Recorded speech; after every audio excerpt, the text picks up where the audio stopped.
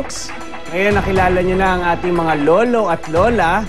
May sila ang inyong paliligayahin at pagluluto ngayong araw na ito.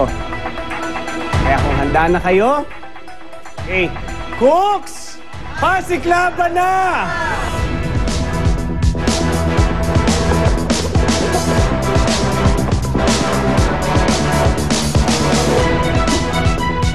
Piling-pili ang mga sangkap na pwedeng gamitin ng mga cook.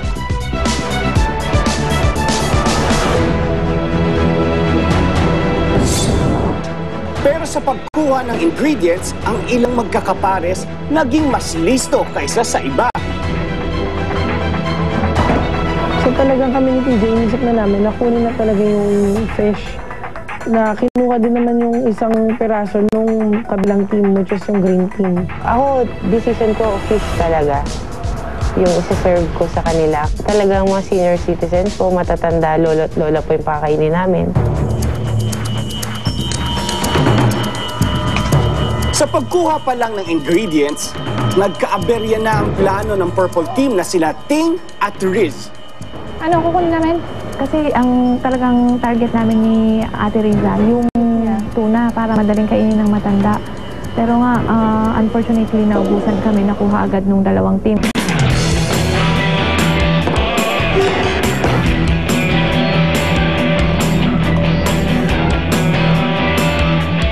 Okay, welcome cooks dito sa Golden Acres. Dito kayo magluluto para sa 75 na mga lolos and lolas. So lahat ng mga ingredients na kakailanganin nyo para sa inyong mga putahe ay nandyan na sa inyong mga cooking stations. Pero kailangan nyo pa rin masusing paghandaan yung mga menu nyo. Dahil medyo maselan yung mga lolos and lolas. Tapos bibigyan namin kayo ng 1 hour para lutuin ang inyong menu. And uhusgahan namin yan sa pamamagitan ng panlasa, sa sarap niya. Bibigyan natin yan ng 30 points, 30%, and another 30% para sa tamang pagsunod sa dietary recommendations, and 20% para sa originality, and 20% ulit para sa presentation. So that's a total of 80% or 80 points. Itataka ba kayo, ba't 80 lang? Diba usually 100? Dahil 100 talaga yung gagawin natin. Saan natin kukunin yung 20 points? Gagawa kayo ng isang napakagandang presentation dapat. Sasayaw kayo, kakanta kayo, dadrama kayo. Kailangan nyong aliwin ang ating mga lolos and lolas. Ano naman performance ang gagawin natin mamaya? Sayaw ka.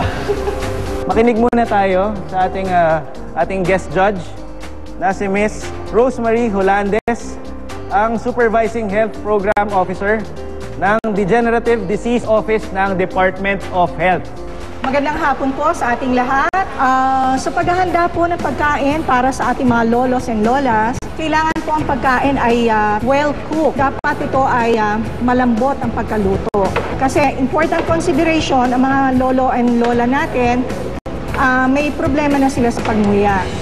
Kailangan din ang pagkain na i-prepare nyo will provide our lolos and lolas carbohydrates, protein, vitamins, and minerals to keep them, of course, healthy. Naisip namin na madaling maluto at hindi mahirap kainin kasi tuna, madali siya maluto and then masustansya din. Kailangan din naman less salty, less sugary or less sweet, and less fatty. Kasi mga matatanda, sila ay meron na yung mga karamdaman, yung tinatawag natin mga chronic degenerative diseases like diabetes, heart disease, yung mga ganitong karamdaman, hypertension, na kailangan nating i-address, Okay, sarapan nyo yung mga lulutuin nyo, gawin yung masustansya, and paghandaan nyo mabuti ang inyong presentation mamaya. Sina TJ at Ara agad naghati ng gawain. Plano ko di ba yung veggie na gano'n, tapos lalagay natin sa ibabaw yung o yun po nasa ilalim yung veggie sa ibabaw. Bali, nag-divide kami ng area ng work.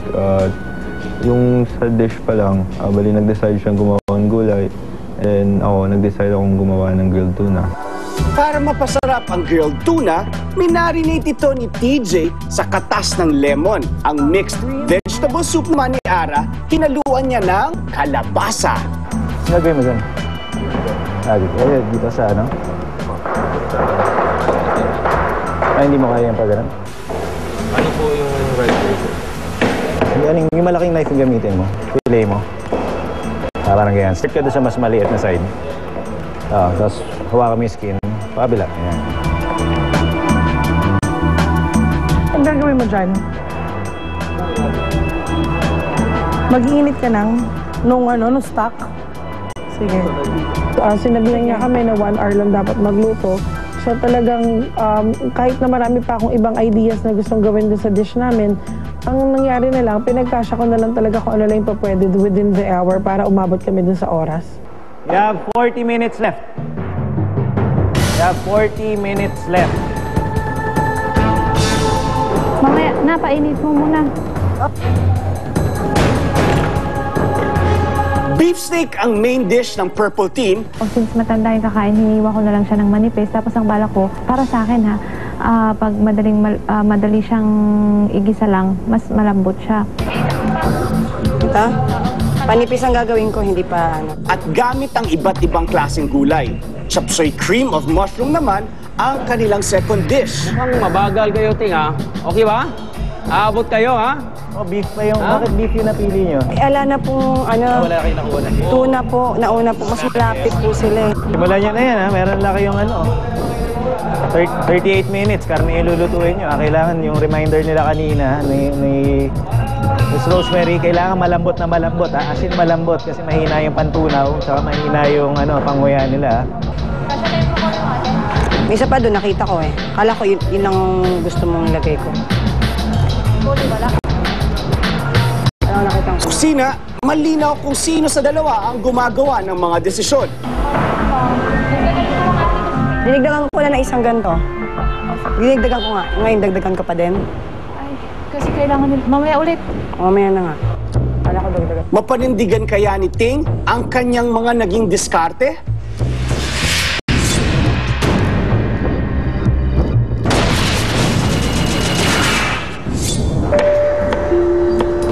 Okay, just. Yun, mukhang critics kayo nila. Yes. Alam niyo ba na isang oras lang yan? Opo, chef. Ha? Baka hindi kayo maabot. Abot ba kayo? Iwasan mo na yung Eden eh.